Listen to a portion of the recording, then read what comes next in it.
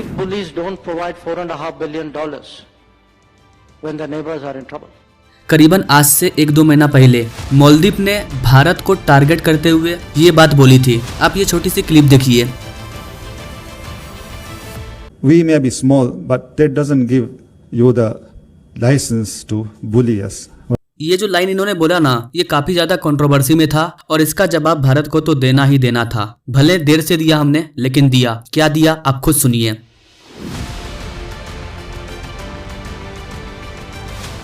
Big bullies don't provide $4.5 billion when their neighbors are in trouble.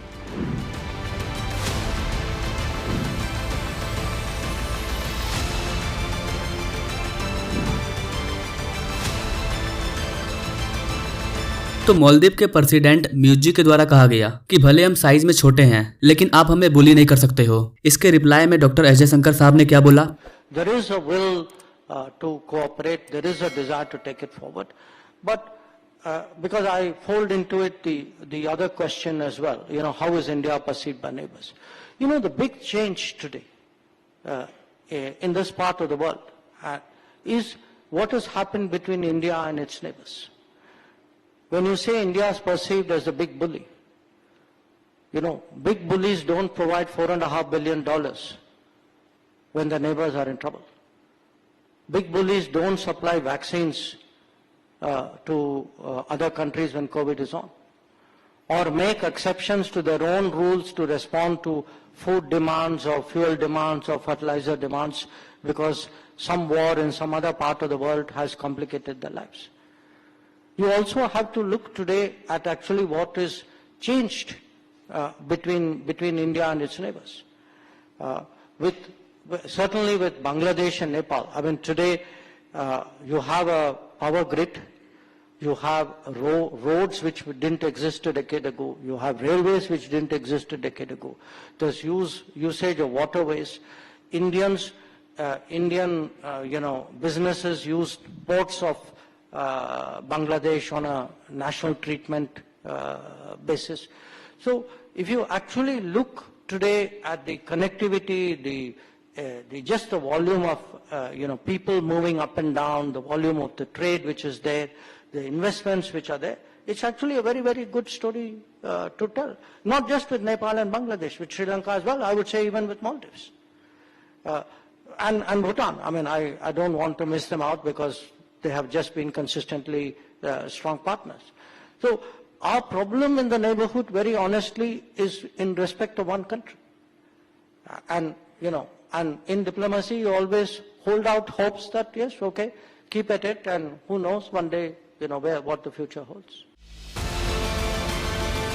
इन्होंने कहा कि बुली, ये जो वर्ड तुमने यहाँ पर यूज किया है, ये बुली हम नहीं, ये बुली चाइना है, पाकिस्तान है, जिस चाइना के तुम गुलाम बनते जा रहे हो, उसे बुली बोलो, वो है बुली। बुली का मतलब क्या हो गया कि कोई बड़ा कंट्री आपको छोटा समझ करके आपको हथियाने की कोशिश कर रहा है। ऐसा तो भारत ने किसी के साथ नहीं किया है। श्रीलंका ने चाइना के साथ दिया, तो क्या श्रीलंका को भारत ने कभी धमकी दिया कि आप ऐसा मत कीजिए? बल्कि चाइना ऐसा करता है। चाइना फिलीपींस पर कब्जा करना चाहता है, ताइवान पर तो पूरी तरह से कब्जा करना चाहता है। इनफैक्ट चाइना खुल करके ऑफिशियली बोलता है कि ताइवान हमारा पार्ट है।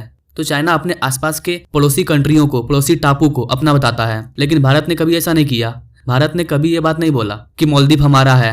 भारत ने कभी भी मालदीव पर हक नहीं जताया और ये भारत को बुल्ली बोल रहे हैं। तो डॉक्टर एस जयशंकर साहब के द्वारा क्लियर कहा गया, हम कोई जबरदस्ती आइलैंड नहीं बना रहे हैं, हम किसी को हड़पने की कोशिश नहीं कर रहे हैं, ना ही हम किसी दूसरे कंट्री में जाकर के टेररिज्म एक्टिविटी करते हैं, किसी पर बम बरसाते हैं। ये सब गंदे काम करना भारत का काम नहीं है। मतलब 2 महीना पहले मालदीव के द्वारा जो बात बोला गया था, उसको मुद्दा बना करके एस जयशंकर साहब ने अच्छे से धोया। यहाँ तक कि डॉक्टर एस जयशंकर साहब ने ये भी बोला, जो बुली कंट्री होते हैं, जिन्हें मजा आता है कमजोर कंट्रियों को सताने में, उन पर कब्जा करने में, वो कंट्री कभी भी किसी की मदद नहीं करते हैं। अगर हम बुली होते हैं तो हम अपने पड़ोसी कंट्रियों को पिछले 4-5 सालों में $4.5 बिलियन की एड्स दिए हैं। मतलब भारत ने $4.5 बिलियन का सिर्फ मदद किया है अपने पड़ोसियों को। इनफैक्ट मालदीव, इस बार के बजट में भी मालदीव के लिए हमने 600 करोड़ रुपया साइड किया है कि हम एड्स के रूप में, एक हेल्प के रूप में मालदीव को देंगे, और हमें ये बुल्ली बोल रहे हैं। डॉक्टर एस जयशंकर साहब ने यहाँ पर इस बात को भी मेंशन किया कि जब पूरी दुनिया को वैक्सीन की जरूरत थी, जिन कंट्रियों को वैक्सीन नहीं मिल पा रहा था, उस टाइम भारत ने कई कंट्रियों की हेल्प की है।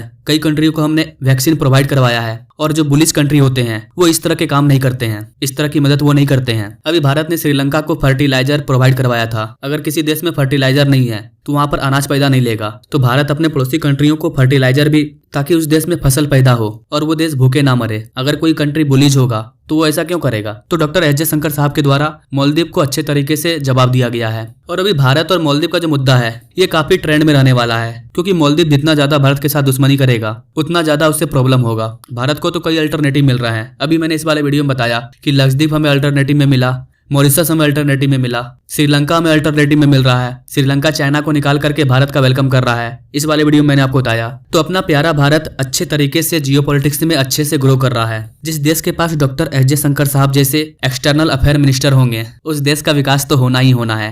वैसे गाइस आप क्या कहना चाहेंगे डॉक्टर एस जयशंकर साहब के बारे में? इनके डिप्लोमेसी के बारे में आप क्या कहना चाहेंगे? इन्होंने मालदीव को जो करारा जवाब दिया उसके बारे में आप क्या कहना चाहेंगे? तो आप लिखिएगा इस चीज के बारे में। मैं जेन्युइनली आपके एक एक कमेंट को रीड करता हूँ और रिप्लाई देने की भी कोशिश करता हूँ। Now thank you for watching. मिलते हैं अगले वीडियो में एक नई जानकारी के साथ। तब तक के लिए जय हिंद।